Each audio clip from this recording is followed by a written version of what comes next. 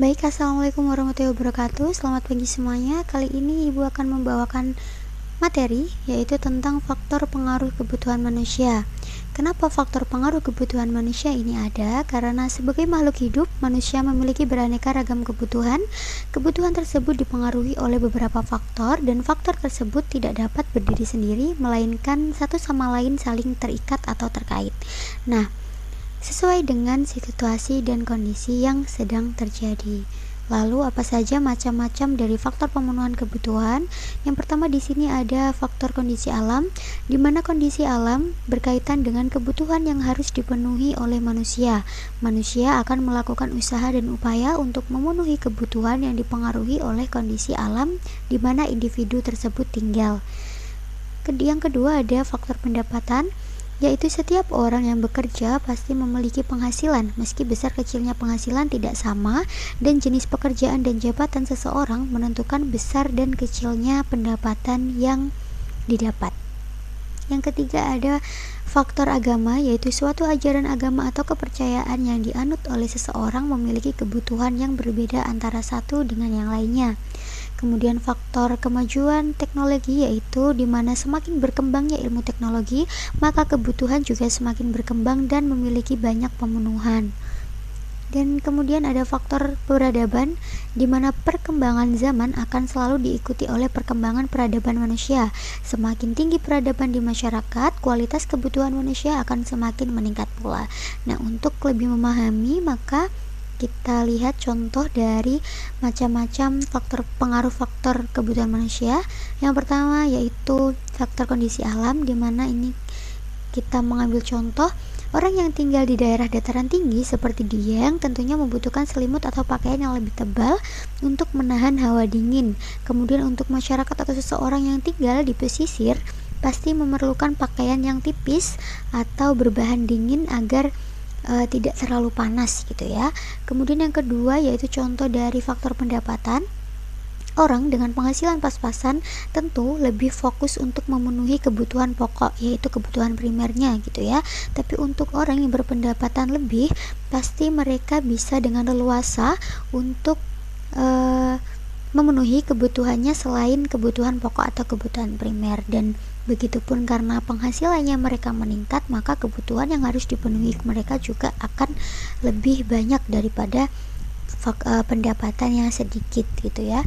Kemudian yang ketiga ada faktor agama, di mana umat muslim, contohnya umat muslim tidak memakan apapun yang berbahan dasar babi, namun untuk agama yang lain hal tersebut diperbolehkan. Jadi ada perbedaan dari kebutuhan yang dilihat dari faktor agama gitu ya.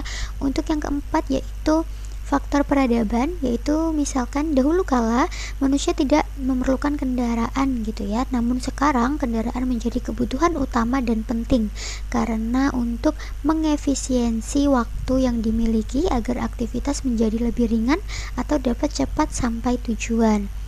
Yaitu yang kelima ada kemajuan teknologi. Di sini contohnya jika pada tahun 2000 masyarakat hanya membutuhkan telepon kabel, namun kemudian dengan berkembangan teknologi yang ada, masyarakat mempunyai telepon tanpa kabel. Kemudian sekarang sudah muncul Android, iPhone dan lain sebagainya. Kita sudah bisa mengakses kamera, kita membuat video.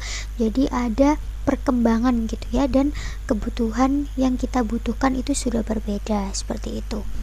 Kemudian kita akan lihat lagi macam-macam dari pengaruh atau faktor pengaruh kebutuhan manusia, yaitu ada di sini ada jenis kelamin, yaitu berarti mengapa berbeda, tentunya laki-laki dan perempuan itu berbeda ya, dari fisik, dari kasat mata itu kita ini berbeda, laki-laki dengan perempuan. Jadi pasti kebutuhannya juga akan berbeda. Kemudian yang selanjutnya ada faktor pekerjaan, di mana setiap pekerjaan memiliki karakteristik masing-masing sehingga memiliki kebutuhan yang beragam.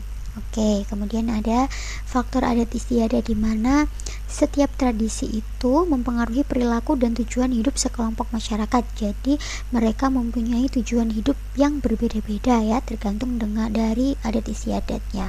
Kemudian ada faktor umur, di mana kebutuhan itu mengikuti pertumbuhan usia seseorang. Jadi kita analogikan saja gitu ya, nggak mungkin kita udah besar tapi kita butuh pampers gitu, nggak mungkin. Jadi kebutuhan itu disesuaikan dengan umur. Kemudian ada faktor pendidikan, di mana setiap jenjang pendidikan memiliki perbedaan kebutuhan. Perbedaannya berbeda gitu ya. SD pakai seragam putih merah, SMP kita pakai biru putih, seperti itu. Hobi atau kegemaran. Setiap kegemaran seseorang akan berbeda, pemenuhannya juga pasti akan berbeda. Oke, kita lihat contohnya. Di sini ada contoh dari faktor jenis kelamin, yaitu wanita membutuhkan perlengkapan untuk merias diri seperti make up, baju, pakaian, terus aksesoris, jadi lebih banyak gitu ya. Dan wanita ini lebih tidak suka dengan aktivitas fisik gitu ya. Namun untuk para lelaki mereka lebih suka aktivitas fisik seperti bela diri, sepak bola, dan lain sebagainya. Kemudian yang kedua yaitu ada pekerjaan. Contohnya, ini ada seorang dokter membutuhkan alat bantu stetoskop sebagai pendukung pekerjaannya. Namun untuk seorang petani tidak membutuhkan hal tersebut ya.